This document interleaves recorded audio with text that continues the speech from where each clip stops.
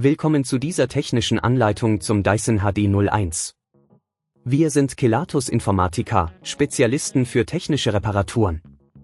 Wir holen dein Gerät direkt bei dir zu Hause ab, führen eine kostenlose Diagnose durch und schicken dir einen Kostenvoranschlag, bevor wir reparieren. Keine Anrufe, keine Fahrten. Wir befinden uns in der Calle Joaquin Maria Lopez 26, Madrid. Bequem, transparent und professionell. Link in der Beschreibung.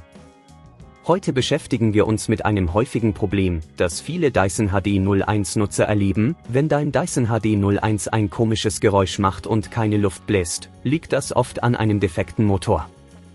Wenn du das Problem nicht rechtzeitig behebst, kann es zu weiteren Schäden kommen, die die Reparatur teurer und komplizierter machen. Um dein Gerät zu reparieren, benötigst du einige Werkzeuge, einen Kreuzschlitzschraubendreher, einen Torx-Schraubendreher, eine Zange und eventuell etwas Isolierband. Beginnen wir mit der Reparatur. Zuerst musst du den Dyson HD01 sicher öffnen.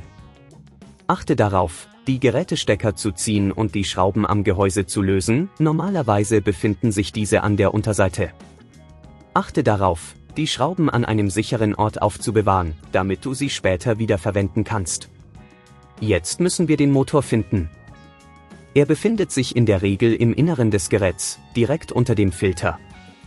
Wenn du ihn nicht sofort siehst, folge den Kabeln, um ihn zu lokalisieren. Um den alten Motor zu entfernen, musst du die daran befestigten Kabel vorsichtig abziehen. Achte darauf, keine anderen Teile zu beschädigen, während du das tust. Wenn du den Motor entfernt hast, nimm den neuen Motor und setze ihn an die gleiche Stelle ein. Verbinde die Kabel wieder und stelle sicher, dass alles fest sitzt. Wenn dir das an dieser Stelle zu kompliziert wird, denk daran, dass wir bei Kelatos dein Gerät zu Hause abholen und es dir repariert zurückschicken. Jetzt, wo der neue Motor eingebaut ist, schraube das Gehäuse wieder zusammen und stelle sicher, dass alle Schrauben fest angezogen sind. Überprüfe vor dem Einschalten des Geräts, ob alles richtig sitzt und keine Teile lose sind. Um das Problem in Zukunft zu vermeiden, achte darauf, deinen Dyson HD01 regelmäßig zu reinigen und die Filter zu wechseln.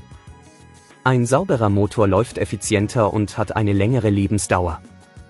Wenn du kein Risiko eingehen willst, bei Kelatos holen wir dein Gerät ab, reparieren es und liefern es dir nach Hause, deutschlandweit. Link in der Beschreibung.